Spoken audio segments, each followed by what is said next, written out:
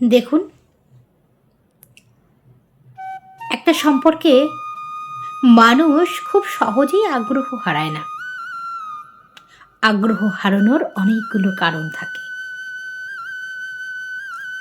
যে সম্পর্ক মোহ দ্বারা পরিচালিত হয়, সেখানে আগ্রহ হারানোটা অস্বাভাবিক কিছু নয়। মনের টান বলেও একটা ব্যাপার থাকে, যা সব সম্পর্কে থাকে না। সম্পর্কের থেকে সম্পর্কের মানুষের গুরুত্ব বেশি হলেই তবেই মানুষ সম্পর্কে আগ্রহ হারায় না। অপর মানুষটার ব্যবহার, আচরণ এবং গুরুত্বের উপর নির্ভর করে সম্পর্কে আপনি আগ্রহ হারাবেন কিনা। আবার কখনো কখনো প্রয়োজনে, অতীত ভুলতে কিংবা অবসরের সময় কাটাতে মানুষ সম্পর্কে জড়ায়।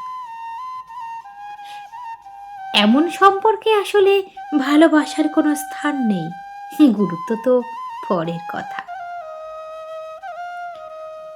একটা মানুষ যখন অপর একটা মানুষের সাথে সম্পর্কে জড়ায়, তখন কোনো না কোনো উদ্দেশ্য নিশ্চয়ই থাকে।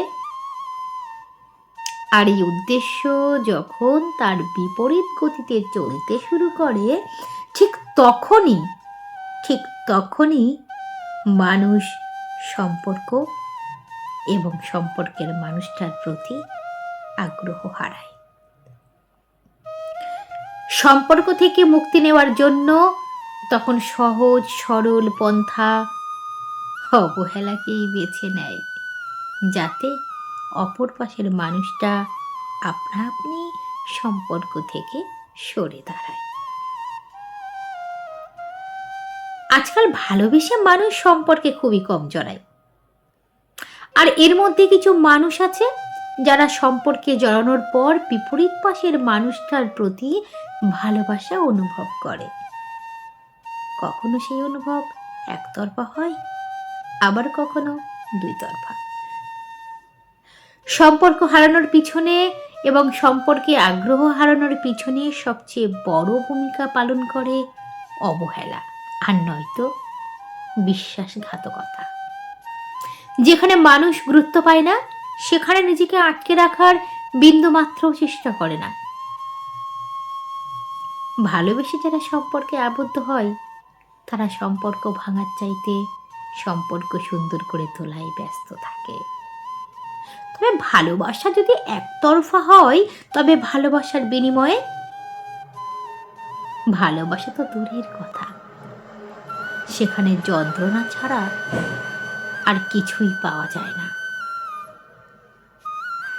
এক পক্ষ আগে আগ্রহ হারানোর পরেও আর অপর পক্ষ এক পক্ষ আগে আগ্রহ হারানোর পরেও ভালোবাসার ভান করে যায়, আর অপর পক্ষ সম্পর্ক থেকে নিজেকে সরিয়ে নিতে বাধ্য হয়। মানুষের আচার আচরণ আর ব্যবহার মানুষকে সম্পর্ক থেকে সরে যেতে বাধ্য করে, আগ্রহ হারাতেও বাধ্য করে।